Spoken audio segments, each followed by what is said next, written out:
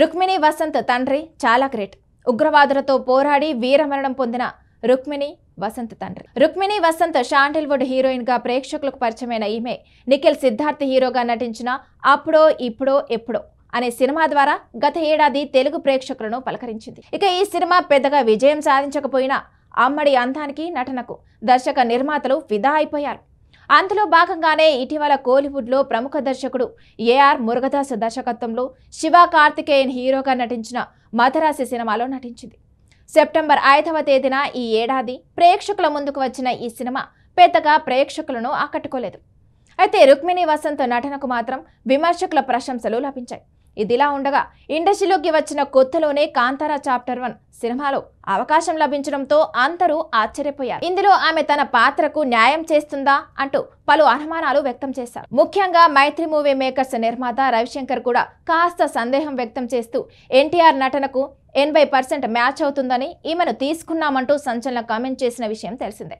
అయితే ఎట్టకేలకు రిషబ్ శెట్టి స్వీయ దర్శకత్వంలో వచ్చిన కాంతారా చాప్టర్ 1 అక్టోబర్ 2న దసరా సందర్భంగా విడుదలైంది. ఇందులో కనకావతి అనే యువరాణి పాత్రలో రుక్మిణి వసంత్ జీవించేసింది. ముఖ్యంగా 200% తన అద్భుతమైన నటనతో అందరినీ అబ్బరపరిచింది. అంతేకాదండోయ్, కొన్ని సీన్స్ లో హీరో రిషబ్ శెట్టిని కూడా ఆమె డామినేట్ చేసింది. అంటే ఆమె నటన ఏ రేంజ్ లో ఉందో అర్థం చేసుకోవచ్చు. ఈ ఒక్క సినిమాతో రుక్మిణి వసంత్ పేరు పాన్ ఇండియా రేంజ్ లో మారుమోగుతుంది. ఇక ఈ నేపథ్యంలోనే ఆమెకు సంబంధించిన కొన్ని విషయాలు సోషల్ మీడియాలో వైరల్ అవ్వగా, మరి రుక్మిణి వసంత్ బ్యాక్గ్రౌండ్ ఏంటి, ఆమె తల్లిదండ్రులు ఏం చేస్తున్నారు అనే విషయాలు ఇప్పుడు చూద్దాం. రుక్మిణి వసంత్ తండ్రి కల్నల్ వసంత్ వేణుగోపాల్. ఈయన ఇండియన్ ఆర్మీలో పనిచేశారు. జమ్మూ కాశ్మీర్, సిక్కిం, పఠాన్కోట్, రాంచీ తదితర ప్రాంతాల్లో ఆర్మీకి సేవలందించారు. రుక్మిణికి 7 సంవత్సరాల వయసున్నప్పుడే వసంత్ వేణుగోపాల్ వీరమరణం పొందారు.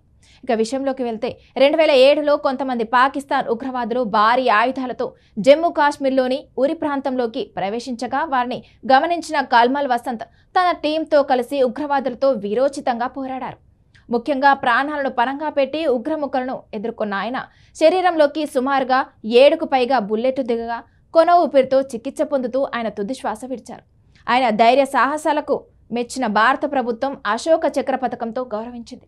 అంతేకాదు, కర్ణాటక రాష్ట్రం నుండి ఈ పథకం అందుకున్న తొలి వ్యక్తిగా కూడా ఆయన గుర్తింపు సొంతం చేసుకున్నారు. వసంత్ వేణుగోపాల్ వీరమరణం తర్వాత ఆయన భార్య సుభాష్ని వసంత్ వీరరత్న ఫౌండేషన్ అనే సంస్థను స్థాపించింది. ఈ సంస్థ ఆధ్వర్యంలో యుద్ధ వీరుల భార్యలు, కుటుంబాలను అన్ని విధాలుగా ఆదుకుంటున్నారు.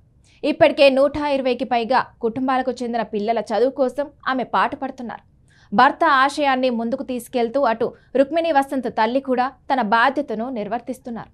ఏదేమైనా రుక్మిణి వసంత్ తల్లిదండ్రులు ఇద్దరు ఎప్పుడూ ఎంతో మందికి ఆదర్శంగా నిలుస్తున్నారని చెప్పొచ్చు.